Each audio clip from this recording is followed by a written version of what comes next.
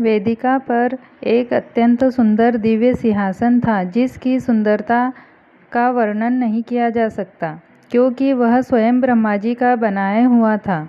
ब्राह्मणों को सिर नवाकर और हृदय में अपने स्वामी श्री रघुनाथ जी का स्मरण करके शिवजी उस सिंहासन पर बैठ गए। फिर मुनीश्वरों ने पार्वती जी को बुलाया। सखियाँ श्रृंगार करके उन्हें ले आई।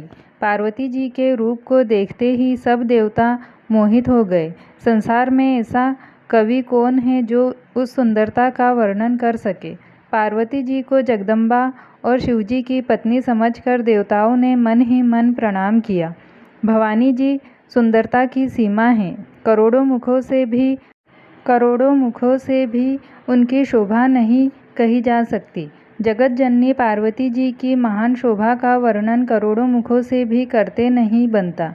वेद शेष जी और सरस्वती जी तक उसे कहते हुए सकुचाते हैं, तब मंदबुद्धि तुलसी किस गिनती में है। सुंदरता और शोभा की खान माता भवानी मंडप के बीच में जहाँ शिवजी थे वहीं गई।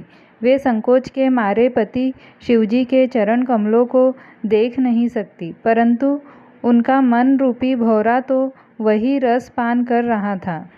मुनियों की आज्ञा से शिवजी और पार्वती जी ने गणेश जी का पूजन किया। मन में देवताओं को अनादि समझकर कोई इस बात को सुनकर शंका न करे कि गणेश जी तो शिव पार्वती की संतान हैं। अभी विवाह से पूर्व ही वे कहाँ से आ गए। वेदों में विवाह की जैसी रीति कही गई है, महामुनियों ने वह सभी रीति करवाई।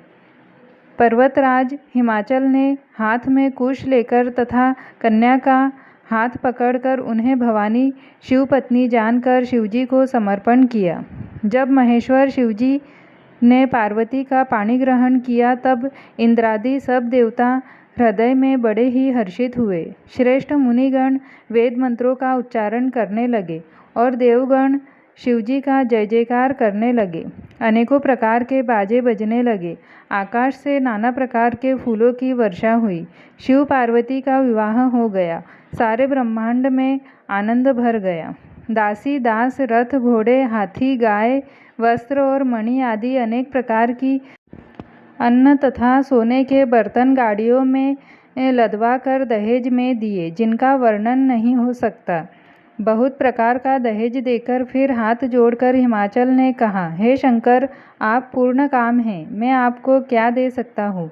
इतना कहकर वे शिवजी के चरण कमल पकड़कर रह गए। तब कृपा के सागर शिवजी ने अपने ससुर का सभी प्रकार से समाधान किया। फिर प्रेम से परिपूर्ण हृदय मैना जी ने शिवजी के चरण कमल पकड़े और कहा, हे नाथ, यह उमा मुझे मेरे प्राणों के समान प्यारी है। आप इसे अपने घर की टहलनी बनाइएगा और इसके सब अपराधों को क्षमा करते रहिएगा।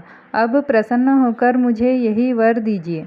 शिवजी ने बहुत तरह से अपनी सास को समझाया। तब वे शिवजी के चरणों में सिर नवाकर घर गई। फिर माता ने पार्वती को बुला लिया और गोद में बैठाकर यह सुंदर सीख दी।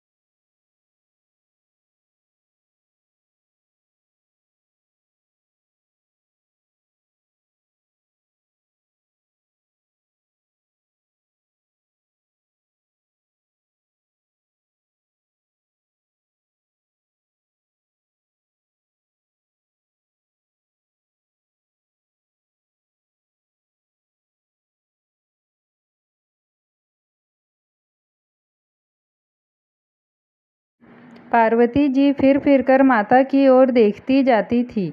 तब सखियाँ उन्हें शिवजी के पास ले गई। महादेव जी सब याचकों को संतुष्ट कर पार्वती के साथ घर कैलाश को चले। सब देवता प्रसन्न होकर फूलों की वर्षा करने लगे और आकाश में सुंदर नगाड़े